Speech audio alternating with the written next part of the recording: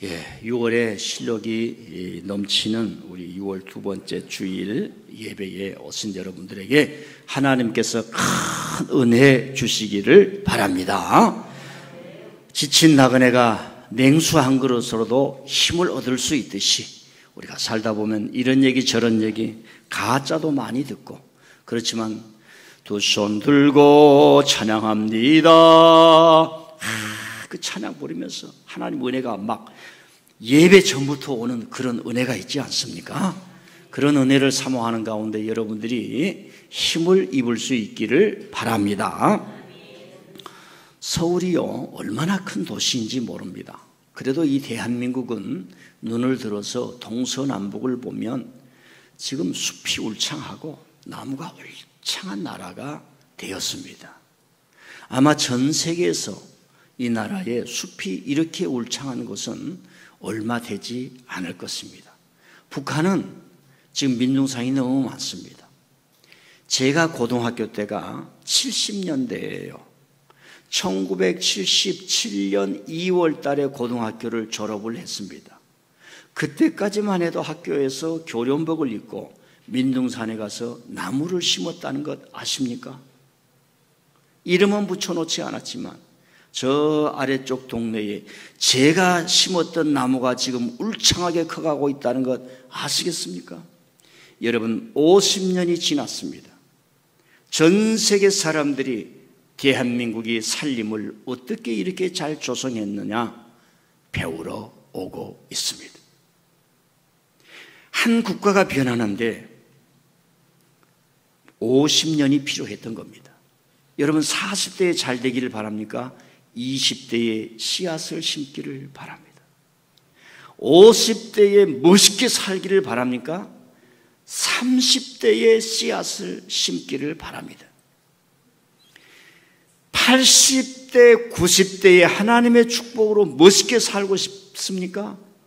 60대에 씨앗을 심기를 바랍니다.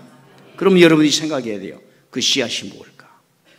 심는 자는 거두지만 낭비하고 시간을 보낸 사람에게는 아무것도 얻지 못할 겁니다.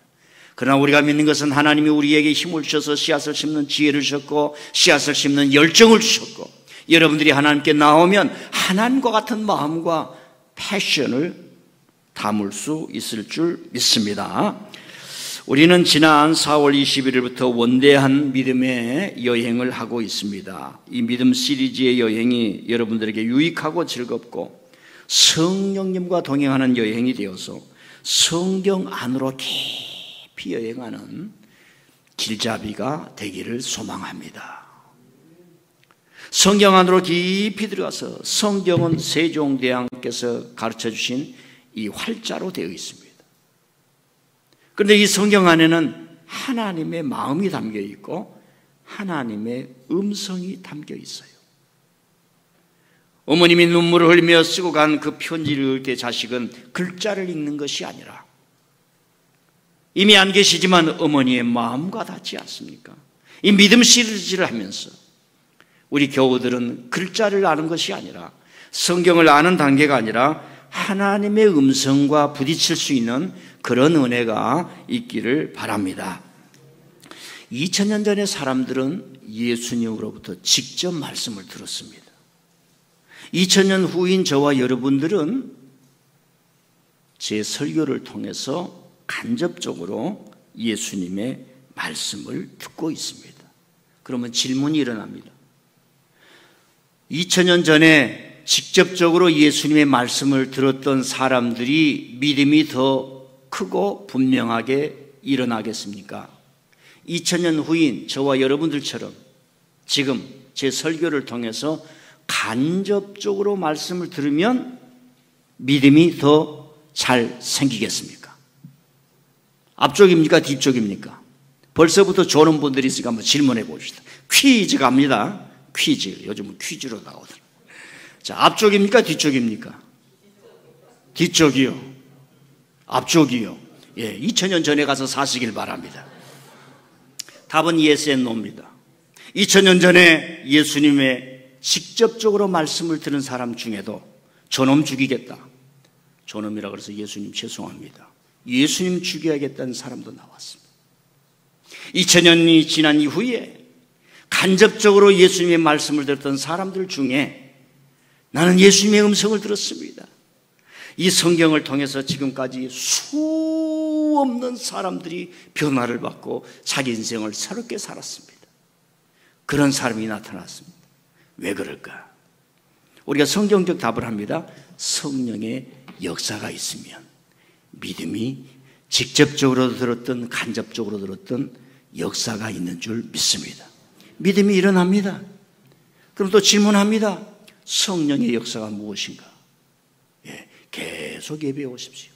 아, 이런 게 성령의 역사구나. 간단하게 말하면 이 예배가 성령의 역사인 줄 믿습니다. 여기 오셔야 되는 거예요. 왜요? 성령님은 제자들을 통해서 교회를 세우시고 끊임없이 하나님의 말씀을, 성경을 계속 성도들에게 들려주셔라 그랬습니다. 우리 장로교인들은 성령은 체험이다, 이걸 빨리 벗어나야 돼요. 성령은 체험이다. 우리를 확신시키고 체험시키고 아주 강력하게 역사하십니다. 그러나 그 이전에 성령께서 어떻게 역사하시는가 우리는 알 때, 아, 이런 오묘함이 있구나 라고 하는 것을 알게 됩니다. 제가 전에 말씀했다시피 예수님 시대에는 믿음이라는 말이 없었어요. 요즘은 믿습니까? 아, 믿음이 좋으시네요 말을 하지만, 쉽게 말하면 조선시대에 사랑이란 말이 없었고 민주주의란 말이 없었습니다. 제가 한번 물어보겠습니다. 여러분 부모님이 여러분 아내를 향해서 여보 사랑해 하는 것을 어렸을 때 들어보신 분 아멘? 여러분 할아버지 할머니가 여보 나는 당신밖에 없어 많이 사랑해 들어보신 분 아멘? 심지어 부모님이 자식들한테 여러분 어렸을 때 아들아 딸아 내가 너를 많이 사랑한다 들어보신 분 아멘? 예, 많이 들어보셨으면서도 대답을 안 하신 것 같아요. 자, 좌우지간 예수님 시대에는 믿음이란 말이 없었는데 예수님께서 믿음의 세계를 만들기 위해서 일하시다가 십자가에 죽기까지 하셨던 겁니다. 우리는 또 묵상합니다. 이 믿음의 세계가 도대체 무엇이길래, 이 믿음의 세계가 어떤 것이길래 이 믿음의 세계를 만들기 위해서 예수님이 십자가에 죽기까지 놓지 않으시고 포기하지 않으시고 죽기까지 하나님께 복종하시며 아버지 하나님, 베드로야 우리가 만들어야 할 것은 믿음의 세계다. 믿음의 세계는 어린아이와 어른들, 유대인과 이방인들, 사람을 차별하지 않냐고 모든 사람을 하나님께로 초대한 이 믿음의 세계를 만들어야 되느니라. 그게 십자가였던 겁니다. 그렇기에 150년 전에 미국에서 가장 잘 나갔던 변호사, 의사들이 선교사가 되어가지고 지도에도 없는 조선 땅에 가서 이 믿음의 세계에 성경을 전해줘야겠다 했던 실제적인 역사가 있었던 것을 우리가 알게 됩니다. 이런 질문을 할 때요, 그리고 믿음 시리즈 여행을 하다 보면 이야 정말 그렇구나, 여러분이 충격이 일어나고 떨림이 일어나고 뭔가 전율이 일어나는 거예요. 그럴 때 여러분의 믿음의 세계가 쫙 열리는 겁니다. 그래서 매 예배는 매너리즘에 빠진 어제의 반복이 아니라 오늘 새 은혜를 주시고 하나님께서 오늘 새 복락의 은총을 주시고 오늘 나를 이끌어 주시는 뭔가 그 프레쉬한 새 은혜가 매번 임한다는 그런 믿음의 자세가 저와 여러분에게 필요한 줄 믿습니다. 자, 오늘 말씀을 보면 다 아시는 말씀 여러분 말을 제가 전했습니다. 가이사랴 빌립보 지방에서 제자들을 모아놓고 사람들이 나를 누구라 하더냐, 사람들이 나를 누구라 하더냐, 그러면 너는 나를 누구라 하냐 했을 때 베드로가 주는 그리스도시요 살아계신 하나님의 아들입니다 라고 고백했어요. 베드로는 달랐습니다. 많은 사람들이 예수님은 대단하신 분이에요, 마치 세례 요한과 같은 분, 엘리야와도 같은 분, 모세와도 같은 분, 하나님이 특별히 보낸 그 선지자, 세상을 두려워하지 아니하고 로마를 두려워하지 아니하고 제사장을 무서워하지 아니하고 왕들도 무서워하지 아니하고 오직 하나님의 말씀이 오면 불처럼 되어가지고 막 하나님의 말씀을 전해주었던 그 선지자와 같습니다. 사람들이 그렇게 얘기합니다. 예수님 대단하다는 거예요.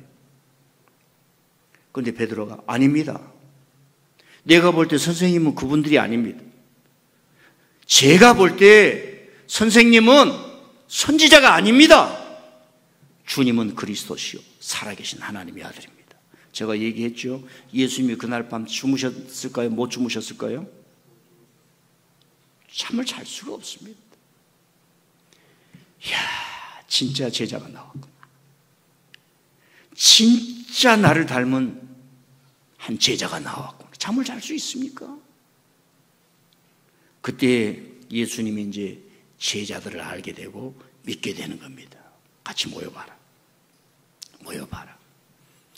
이제는 내게 때가 없다. 시간이 없다. 내가 예루살렘에 올라간다. 그 예루살렘은 어떤 동네인지 알아요? 여러분 지금 제가 용산이 어떻다 그러면 금방 팍 오지요. 용산이 어떻다 그러면 팍 오지요.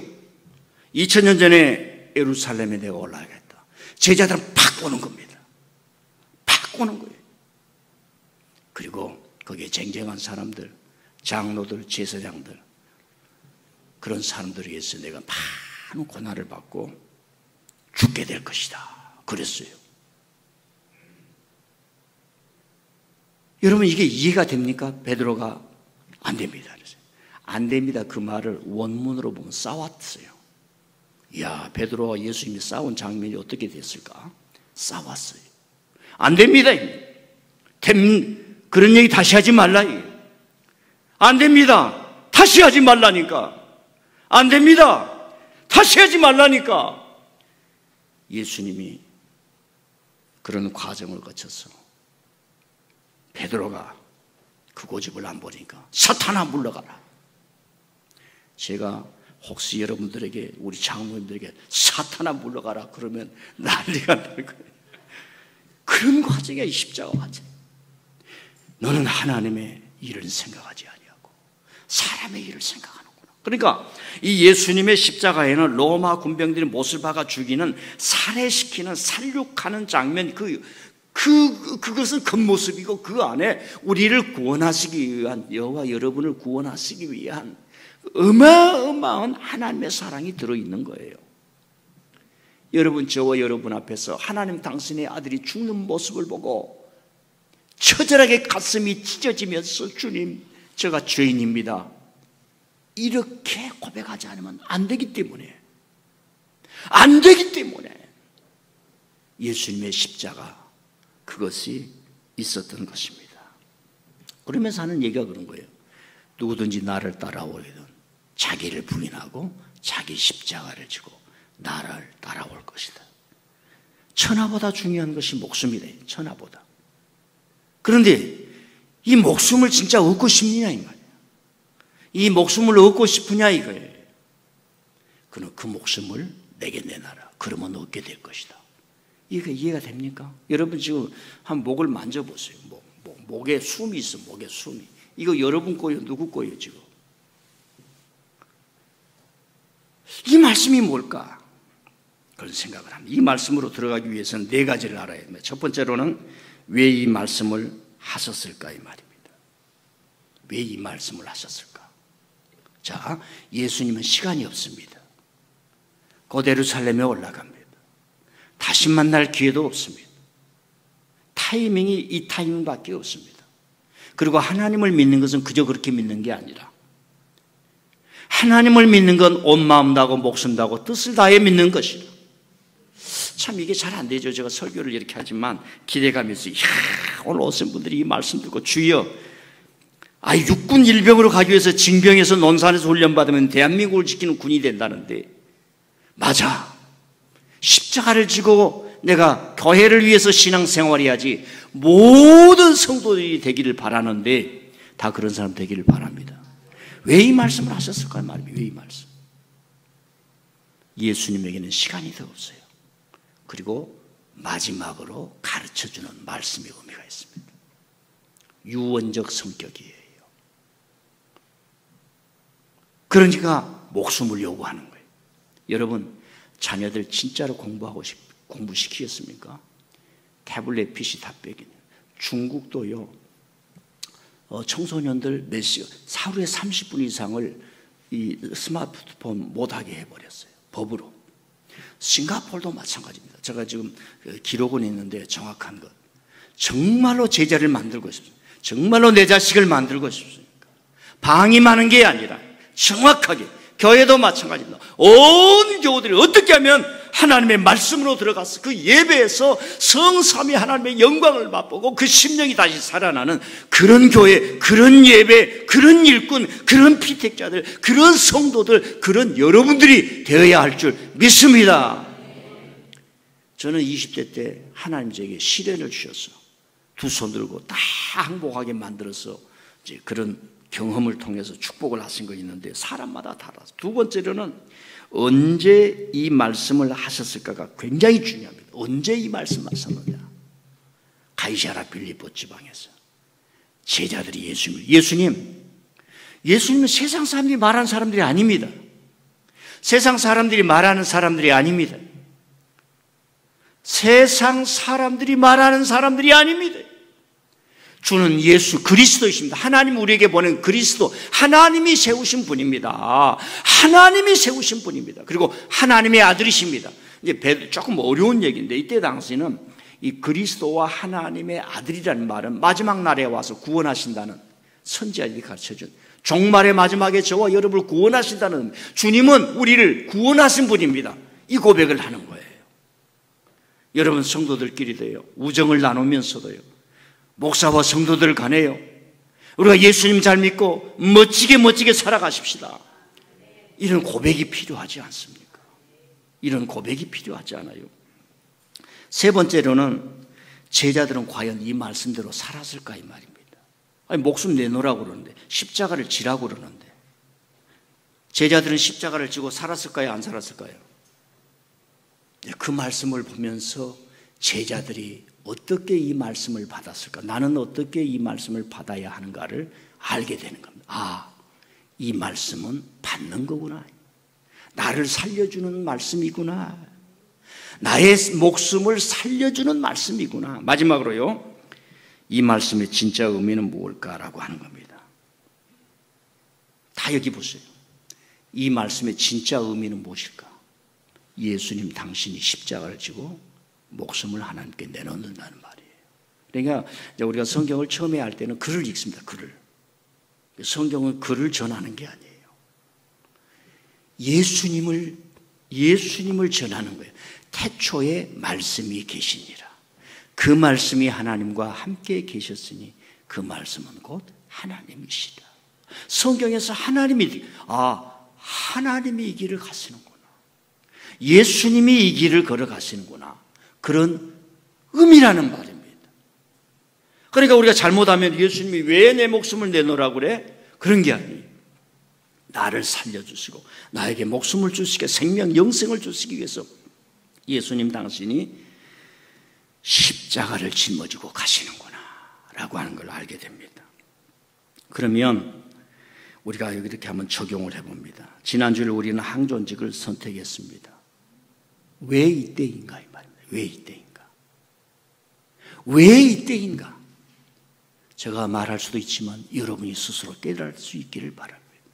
왜 우리 교회 일꾼이 필요하고, 왜 우리 교회에 기도하는 사람들이 필요하고, 왜 모든 성도들 한 심령들이 하나님께서 충성되게 여겨. 바울이 그럽니다. 나는 충성한 사람이 아니다. 이거. 하나님이 나를 충성스럽게 여겨줬다는 거예요. 이것만 생각해도 얼마나 큰 은혜냐 이 말입니다. 그래서 그는 일생 동안 충성해 가면서, 충성은 성령의 열매였구나. 여러분 인생을 성실하게 살아가는 사람들, 인생을 성실하게 살아가는 사람들을 보면 감동이 되지 않습니까? 자, 그러면 십자가를 지는 믿음은 어떤 의미인가? 간단하게 얘기하겠습니다. 십자가를 지는 믿음은 어떤 의미인가 그랬습니다. 의미. 도저히 내려놓을 수 없는 것까지도 내려놓아야 합니다. 그래야 주님의 세계가 열리는 거예요. 또 많은 젊은이가 와서 주님을 따르게 해주십시오. 주님의 그 영화스러운 주님의 종이 된다는 게 얼마나 귀한 겁니까? 우리 한국에서요, 어머니들이 열심히 기도하면서 은혜를 받았어요. 자식이 하나 태어났어요. 마음속에 이 자식은 하나님 종이 되었으면 좋겠습니다. 하나님 이 자식은 종이 되었으면 좋겠습니다. 종이 되었으면 좋겠습니다. 그 마음으로 얼마나 가졌는지 몰라요. 우리가 내놓을 수 없는 것, 내려놓을 수 없는 것까지도 주님 때문에 내려놓을 때 그게 십자가를 지고 가는 의미라는 말입니다. 두 번째로는 어떤 고난과 역경이 오더라도 믿음을 저버리지 말라는 겁니다. 여러분, 성경에서 말하는 인내나 십자가를 지고 가야 하는 것은 내가 끙끙거리면서 내가 참고 내가 막 뭔가 의지를 발휘해서 하는 것이 그 이전에 주님의 가는 모습을 본받는 거예요. 큰일 났네. 이럴 때는 아멘 나와야 되는데. 저는 여러분들에게 끈기를 가집시오, 인내를 가집시오, 그렇게도 말씀하지만 성경적으로 보면 그게 먼저가 아니라는 말. 주님의 십자가를 지고 가시는 것을 내가 따라가고 본받는 것이란 말입니다. 그럴 때 내가 십자가를 지면서 주님을 따라가게 된다는 말입니다. 세 번째로 십자가를 지는 의미의 신앙은 뭐냐? 내 욕심, 내 의지를 내려놓으라는 겁니다. 아멘. 얘야 교회 가자, 어머니 아버지나 가십시오. 얘야 교회 가자, 저는 인터넷으로 봅니다. 대면하지 않는 사람은 인간이 될 수가 없어요. 동굴에서 살고는 우리가 살아갈 수가 없습니다. 성도를 보는 즐거움, 같이 함께하는 즐거움이 있습니다. 네 번째로는 뭐냐? 예수님의 마음을 품고 느끼고 아는 것이 십자가를 지고 가는 거예요. 십자가를 지고 간다는 것은 규칙이 아닙니다. 토라가 아니에요. 율법이 아니에요. 어떤 원리가 아닙니다. 신앙의 인격적 관계로서 예수님의 마음을 품고 느끼고 아는 것이란 말입니다. 우리 성도들 마찬가지, 저 역시 마찬가지. 지난 3년 코로나 기간 동안 제 개인적으로는 정말 뼈가 녹고 심장이 쫄아드는 급박한 긴장의 시간을 너무나 많이 보냈습니다. 심지어 이러다가 좀 이런 얘기해서 죄송합니다. 죽는 게 아닌가. 그 순간도 제게 왔습니다. 주여 주여 어찌하려나이까. 어찌하려나이까. 어찌하려나이까. 물론 우리 교우들 중에 저를 이해하고 동참한 분들도 몇 있었습니다. 여러분, 십자가를 지는 것은 예수님의 마음을 듣게 됐어요. 목회자의 입장에서 어떤 성도들이 신앙적으로 뿌리를 내리고 정확한 신앙생활을 하게 되는가? 목회자의 눈물과 애환과 그 애절함을 알고 느끼는 사람이 있을 때 그 심령이 살아나는 믿음의 성도들이 되더란 얘기입니다. 우리 한국에 있다 보면 참 좋은 것 중에 하나가 효라는 것이 있습니다. 효. 미국에는 효가 없습니다. 리스펙트가 있고 매너라고 하는 게 매너. 사회적인 집 밖에서 다른 사람들과 관계 매너가 있습니다. 아, 우리 어머니 아버지가 이렇게 고생을 하는구나. 이렇게 고생하는구나. 내가 우리 어머니 아버지처럼 살아야지. 우리 어머니 아버지 내가 집 사줘야지. 아멘. 큰일 납니다. 그런 마음이 있을 때 효도가 되는 거예요. 여러분, 부모가 되고 보니까 어떻습니까? 자식이 느껴지잖아요. 어디 가도 느껴지고 밤에 늦게 와도 더 느껴지고, 이 느껴지는 거 애간장 때문에 어머니가 되고 아버지가 되지 않습니까? 하나님께 기도를 하지 않습니까? 이게 부모예요, 부모. 제가요, 안식월 기간 동안에 저녁에 잠을 잤어요. 트럭 주유소에 주차장에서 잠을 자는데 큰 트럭이 한 대 오는 거예요. 제가 하는데 저 장난감처럼 차가 쭉쭉 서 있죠. 참 재밌어요. 저 트럭 운전사들이 저렇게 정리를 잘해요. 다 모르는 사람들이 큰 주차장에 오는데 저녁에 주차를 저렇게 하는데 놀랍지 않습니까? 근데 저렇게 있는데 저 큰 트럭이 오는 거예요. 근데 보니까 여성이라. 가만 보니까 외로운지 저 안에 애완견 한 마리가 있었습니다. 제가 문을 열고 나오는 운전사를 보고 깜짝 놀랐습니다. 여성이었어요. 저 큰 트럭들이 지나가면 이 조그만 승용차나 SUV는 막 흔들립니다. 그러니까 저는 차를 탈 때 저 트럭이 있으면은 트럭 속도가 조금 느려요. 빨리 지나갑니다. 빨리 지나가 버려요. 그리고 지나갈 때 저 트럭이 오는지 안 오는지 신호를 좀 잘 봐야 됩니다. 이 기사님들은 밑에라 될까 이 가까운 데가 잘 안 보여요. 그러면서 뭘 느꼈느냐? 나는 저 큰 트럭을 운전하지 못할 거야. 저건 얼마나 무서운가. 시내를 저런 큰 트럭을 가지고 할 때 옆차를 충돌할 수도 있고 참 무서울 거야. 이런 생각이 많아 있었습니다. 근데 저 여인을 보는 순간, 또 여인이라고 해서 좀 그렇습니다만, 제가 두 가지가 깨달아졌어요. 아, 나도 저 큰 트럭을 몰 수 있다. 저분은 아마 트럭을 모신 지가 오래되신 것 같아요. 그래서 운동하는 그런 시간이 좀 부족하지 않았을까 이런 생각이 좀 들더라고요. 밤에 도착했는데, 아니 여성도 저 큰 트럭을 운전하는데 나도 할 수 있겠다. 앞으로는 못한단 말을 하고 살지 말자. 앞으로는 안 한단 말도 살지 말자. 우리의 무능이 어디에서 오는가? 우리의 무능이 어디에서 오는가? 안 하겠다, 못한다에서부터 오는 거예요. 여러분 다 하실 줄 믿습니다. 여러분의 생각이 뭡니까? 공부 잘하고 싶습니까? 지금부터 하면 돼요. 하면. 운동화만 많이 사신지 말고 just do it. 나이키 못한다, 안 한다 그러니까. 두 번째는요, 저 여인을 본 이후부터, 저 트럭을 본 이후부터 제가 안식을 끝날 때까지 나는 반드시 미국에서 CDL이라고, 저 운전을 하려면 CDL이라고 하는 면허증을 따야 돼요. 그걸 공부해서 따야지. 그리고 은퇴한 이후에 내가 최소한 6개월 이상 운전해서 10일째라도 교회에 바쳐야지. 그 생각을 했어요. 그 생각이 얼마냐? 49%.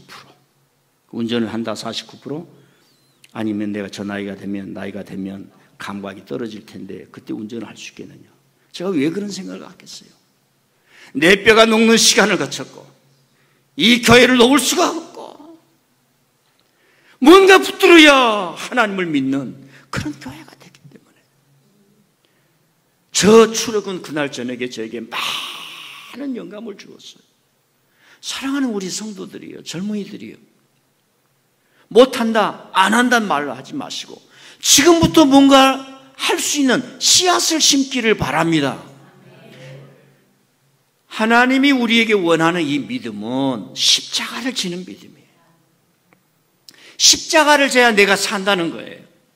십자가를 버리고 영화를 추구하고 호화호식을 추구하고 권력의 의자에 앉아있던 사람들이 다 무너진 것을 얼마나 많이 봅니까? 십자가 신앙을 가져야 내 목숨을 보호하고 목숨을 얻는 강력한 믿음을 누릴 수가 있습니다. 자기를 위해 살면 그 마지막이 썩어질 것이지만 하나님을 위하여 살면 그 마지막이 영생이요 부활입니다. 윤리 없는 성공이 개인과 사회와 국가를 망치는 것을 보지 않습니까? 대한민국의 엘리트들이 나라를 망치고 있는 것을 보지 않습니까? 자기만을 붙들고 욕망하며 올바른 목적을 내팽개친다면은 이런 결과가 올 수밖에 없습니다. 지금 다 무너지고 있습니다. 교육이 참 인간을 만들지 못합니다. 경제가 좋아질수록 불평등이 넘어져서 불행한 삶이 더 많이 오고 잘 사는 나라 국경선마다 사람들이 몰려들고 있습니다. 앞으로는 더 많이 올 겁니다. 이것 때문에 전쟁이 계속 일어나게 될 겁니다. 여러분, 교회도 올바르지 않으면 무너집니다. 사람도 올바르지 않으면 무너집니다. 유튜브가 내 자식을 망치고 인생을 망친다고 하지 않습니까?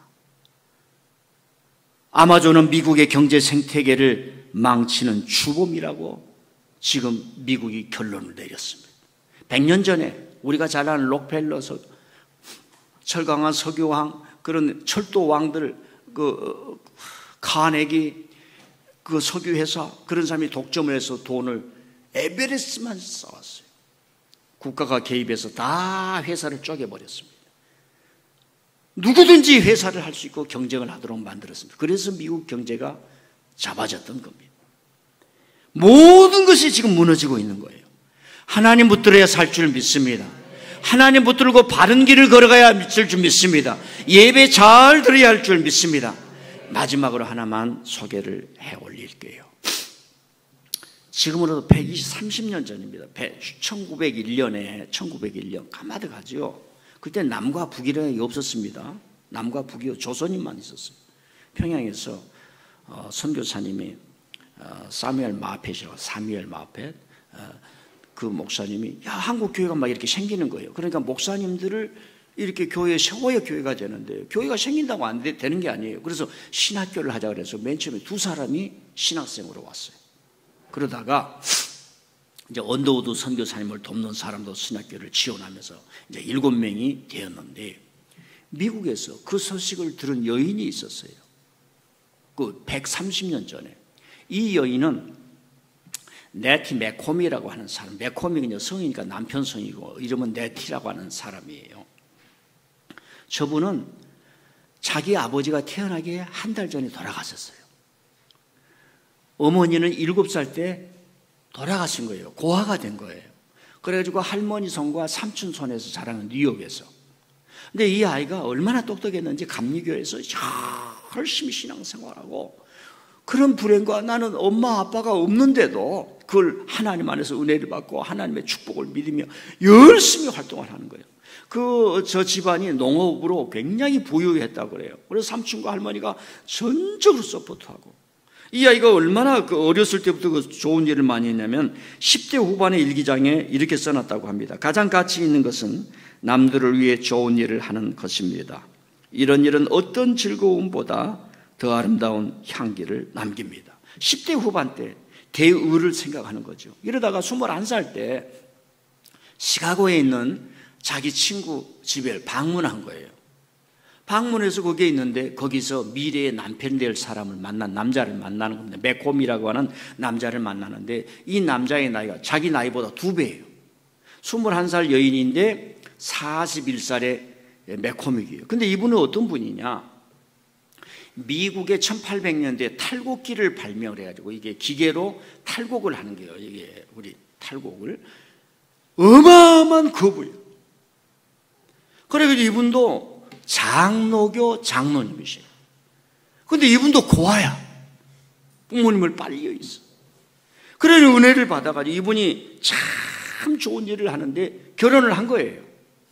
결혼을 해서 그런 일을 해나가는데 여러분 1887년인가 언제 시카고에 화재가 납니다. 결혼한 지 13년 만에 자기 회사가 다 불타버리는 거예요. 시카고 화재라고 어마어마한 큰 화재가 났습니다. 다 불타버려요. 거기에도 낙심하지 아니하고 이 부부가 말입니다. 다시 재기했는데 하나님의 은혜를 줘서 더 축복을 받는 거예요. 자기 재산을 다 나누는 거예요. 남편이 먼저 죽습니다. 그때에 1901년이요. 조선에서 미국의 선교사들이 가가지고 신학교를 짓는데 돈이 없다는 얘기를 저분이 듣습니다. 저 이제 파라솔을 두고 있잖아요. 저게 뭐냐면 파리에 가가지고 파리의 에펠탑이 1889년 이 파리 에펠탑 있죠. 그때 생긴 거예요. 그러니까 한 130년 전에.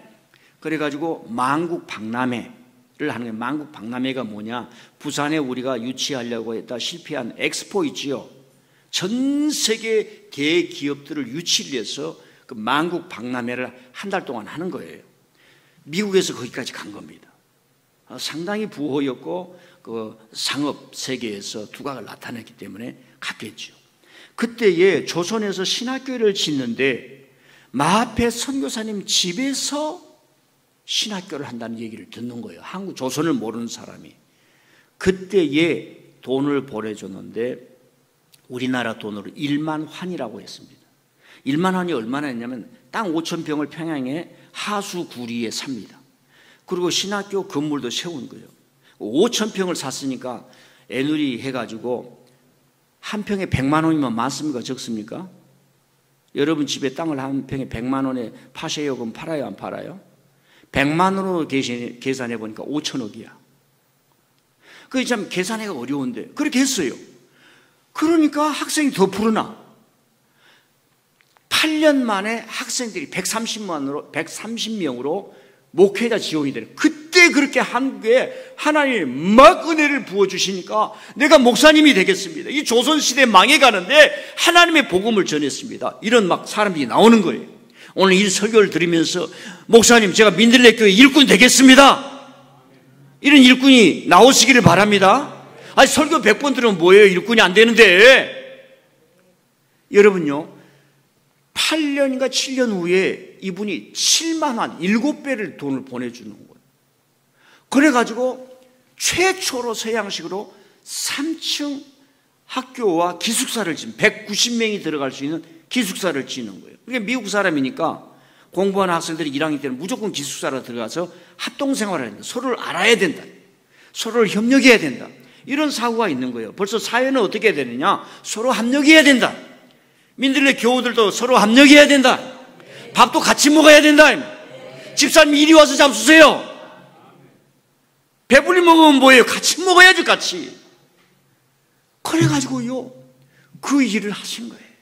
저분이 돌아가셨을 때 제가 신문을 봤는데, 시카고에서 모든 재산, 특별히 장로교회, 그때 북부에 이제 장로교회 역사가 있습니다. 그건 생략하고요, 장로교회를 활성화시키는데 모든 재산을 다 쓰는 거예요. 여러분, 우리가 이렇게 된 건 하나님의 은혜 속에서 있는데, 저분들의 저런 신앙의 정신 때문에 저와 여러분이 지금 이 예배 속에서 은혜를 받고 있습니다. 예수님이 가이사랴 빌립보 지방에서 이 말씀을 주셨습니다. 나를 따라오려거든 자기를 부인하고 자기 십자가를 지고 나를 쫓을 것이니라. 그때 당시 제자들은 그 말씀을 어떻게 받았는가? 나는 우리 교우들이 이 말씀을 받을 수 있기를 바랍니다. 받을 수 있기를 바랍니다. 그저 한 다리는 세상에, 한 다리는 교회가 아니라 완전히 하나님께 들어가는, 하나님 이름을 충성되이고 내가 너를 사랑하노라 하는 그런 은혜가 있어서 믿음의 주인공들 되실 수 있기를 바랍니다.